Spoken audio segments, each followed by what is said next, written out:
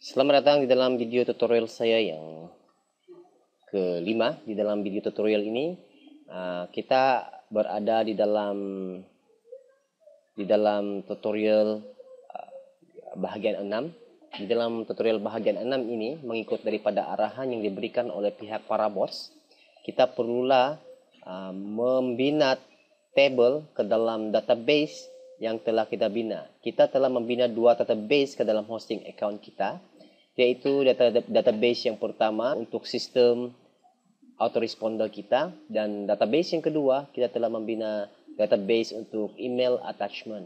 Oleh itu kita perlulah mengupload file parabot.sql ini ke dalam hosting kita untuk membina table ke dalam database yang telah kita bina tadi.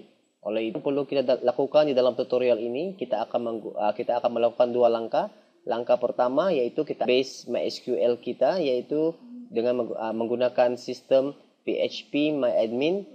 Dan yang kedua, kita perlu mengupload data kita yang kedua, yaitu email attachment. So langkah yang perlu kita lakukan terlebih dahulu yaitu sila buka folder script autoresponder Parabots Anda, dan kita perlu mencari file tersebut, dan file tersebut yaitu berada di sini, yaitu SQL ini. Double klik pada SQL dan kita perlu mengupload file-file ini ke account hosting kita. Untuk database yang pertama kita perlulah mengupload Parabots ini ke dalam database autoresponder kita. Sila buka account cPanel hosting Anda. Langkah yang perlu kita lakukan yaitu sila cari PHP MyAdmin. Sila klik pada PHP MyAdmin ini, dan kita telah berada di dalam laman PHP MyAdmin. So sila semak semula langkah yang telah diberikan oleh Parabots. So, untuk langkah yang pertama, kita populate your first MySQL database.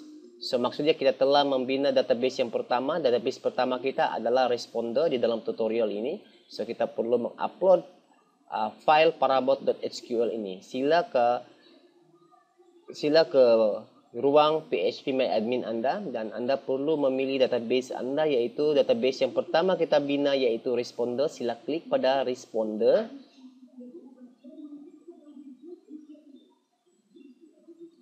Dan table di sebelah kiri ya belum ada lagi. Soal itu kita perlu mengupload parabot.sql ini untuk membina table ke dalam database responder kita. So langkah yang kita perlu lakukan, sila klik pada butang import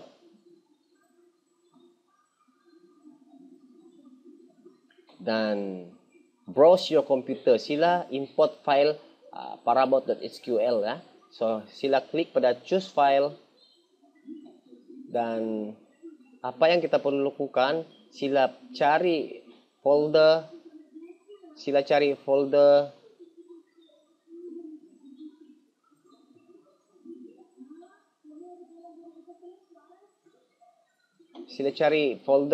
script autoresponder Parabots Anda, dan klik pada responder. Dan apabila di dalam folder tersebut kita perlu mencari folder SQL, double klik pada folder SQL ini, dan kita perlu klik pada parabots.sql dan klik butang open, dan sila klik butang go untuk proses upload dan pembinaan table ke dalam data responder kita. So kita dapat melihat di sini data table telah berjaya dibina dan import has been successfully finished. Data untuk responder kita telah berjaya dibina untuk table tersebut. Yang seterusnya yaitu kita perlu mengupload email attachment. So kita perlu mengupload file SQL ini untuk database kita yang kedua. Oleh itu database kita yang kedua adalah database yang kita bina, yaitu email. Di dalam tutorial ini database yang kedua adalah mail. perlu ke cPanel account kita dan sila klik pada My PHP My Admin, dan langkah yang perlu kita lakukan adalah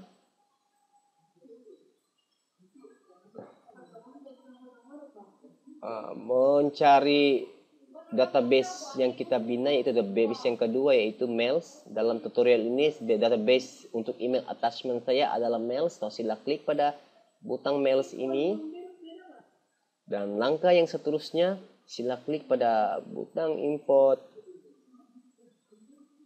dan kita perlulah mengupload file yang kedua, file SQL, yaitu sila klik pada choose file dan kita klik pada file.sql dan klik open dan klik go.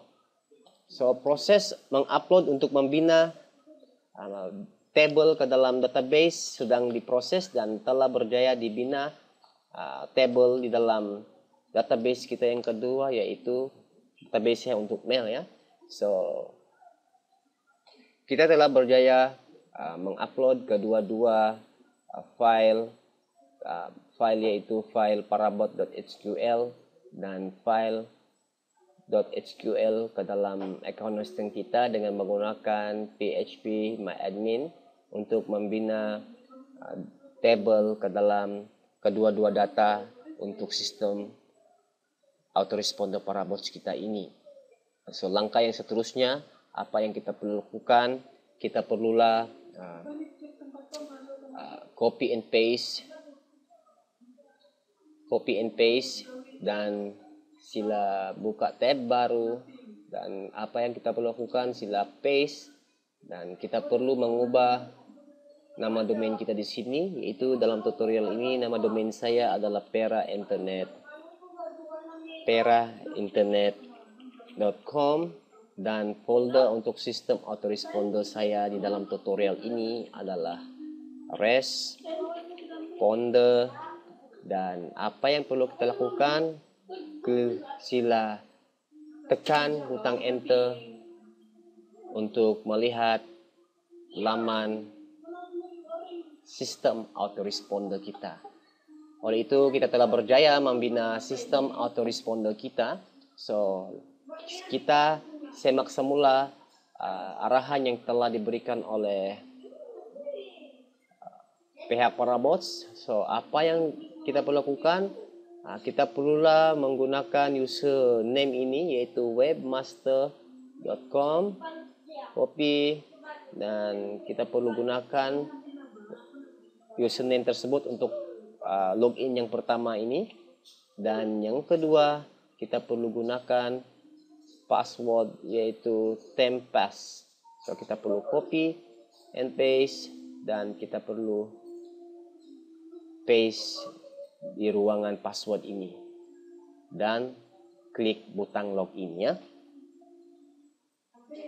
Di sini kita telah berjaya membina sistem autoresponder kita. So langkah yang seterusnya yang perlu kita lakukan adalah kita perlu mengubah setting ini terlebih dahulu, yaitu mail yourdomain.com, sila klik pada edit. So mail untuk server kita adalah mail, yaitu dalam tutorial ini saya hanya perlu mengubah mail server saya adalah saya perlu menukar nama domain saya perainternet.com. Kita perlulah menggunakan username hosting cPanel kita untuk username, dan password pun sama. Dan selepas itu sila klik pada update setting, dan seterusnya kita perlu mengubah file stable setting, sila klik, dan localhost kita tak perlu ubah apa-apa. So apa yang perlu Anda lakukan, Anda perlulah meletakkan nama database untuk sistem autoresponder kita, yaitu di dalam tutorial ini saya telah menggunakan Internet Responder. So apa yang paling penting, sila ke cPanel account Anda dan sila pergi ke MySQL database, dan sila klik pada MySQL database untuk memastikan nama database dan username database kita. So di dalam tutorial ini, nama untuk database saya untuk autoresponder adalah internet responder. Sila copy dan sila pastekan database name. Anda perlu paste sini. Dan untuk username pun kita perlu gunakan username yang telah kita bina di dalam database kita. So kita perlu copy dan paste sahaja di sini. Dan di dalam tutorial ini untuk database password saya adalah responder. Dan apa yang kita perlu lakukan? Klik butang update setting. So kita telah berjaya mengubah setting di dalam laman sistem autoresponder kita. Dan untuk langkah yang seterusnya, klik pada butang setting dan pilih personal setting. Dan apa yang kita perlu lakukan di sini, kita perlulah mengubah tukarkan password yang Anda inginkan. So selepas itu sila update setting. So bila selesai, dan dalam tutorial ini kita telah berjaya membina, mengupload segala file-file SQL ke dalam database kita dengan menggunakan phpMyAdmin. Dan kita akan berjumpa di dalam tutorial yang seterusnya. Dan semoga tutorial ini sedikit sebanyak dapat membantu kepada mereka untuk membina sistem autoresponder mereka. Dan kita akan berjumpa di dalam tutorial yang seterusnya. Karena di dalam tutorial ini kita akan perlu membina cron job di dalam cPanel account kita agar sistem autoresponder kita berjalan dengan lancar, berjalan dengan baik. So oleh itu saya Enrico Paragas dan kita akan berjumpa lagi di dalam tutorial seterusnya. Dan saya ucapkan ribuan terima kasih karena Anda masih mengikuti tutorial saya pada kali ini. Salam hormat daripada saya dan kita akan berjumpa lagi. Terima kasih.